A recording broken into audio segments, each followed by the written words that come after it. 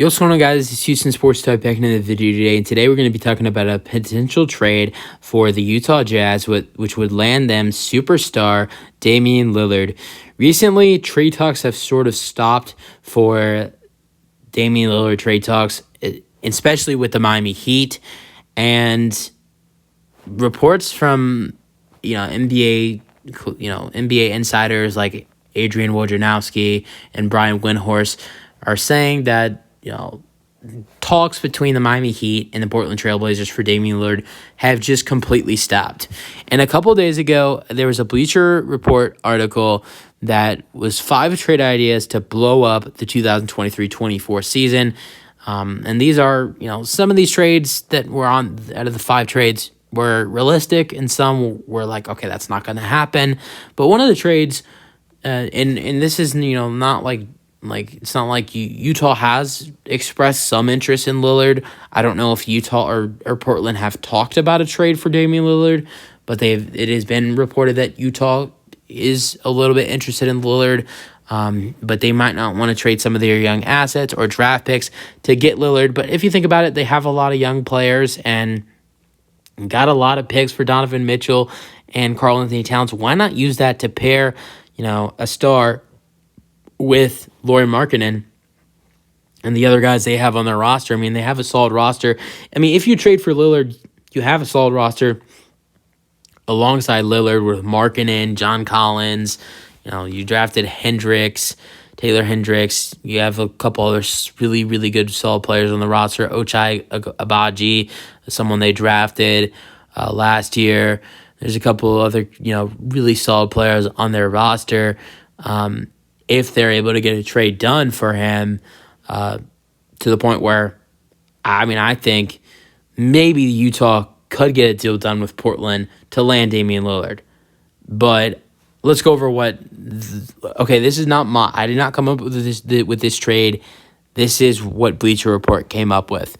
The Utah Jazz would receive Damian Lillard, and the Portland Trailblazers would receive Colin Sexton, who averaged 14.5 points per game this season, Keontae George, who was the 16th overall pick in the NBA draft and was just unbelievable in the summer league, Talen Horton-Tucker, who I think averaged like 10.5 points per game this season with the Jazz. After I'm done going through all the trade details, I will go over all the player stats. And then also Kelly Olynyk, center, who I believe also averaged 10 points per game. And then 2 first-round picks, 2025 first-round pick via Cleveland. That's not going to be that good of a pick. And then 2027 first-round pick, top 4 protected via the Los Angeles Lakers. Now, that right there is a decent draft pick. Honestly, some trades that I've seen, some trade offers I've seen from the Miami Heat, honestly, this offer right here for Damian Lillard is better than any offer I believe the Miami Heat can give the Portland Trailblazers. The Portland Trailblazers do not have interest in Tyler Hero. I think maybe the Heat would be willing to give up Caleb Martin, but at the same time, I don't think the Heat want to give him up. And you could maybe throw an offer like Caleb Martin, the guy they drafted, the guy they drafted in the first round, I can't remember his name, and then Nikola Jovic as well in first-round picks. I don't know if that's enough in salary, though. Honestly, I still don't think Portland does that deal. So I don't see and maybe, you get a deal done where you throw a third team in and send Tyler Hero somewhere. But I really don't see a way where the Miami Heat are able to land Damian Lillard as of right now. And that's just what I'm thinking.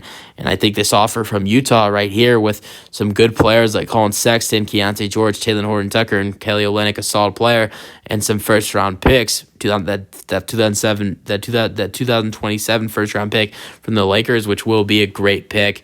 I just feel like, in my opinion, that is better than any offer the Miami Heat can give the Portland Trailblazers, especially with them not wanting Tyler Hero. All right, let's go over the player stats from this past season. So Damian Lillard averaged 30 points per game this season with 40% three-point shooting.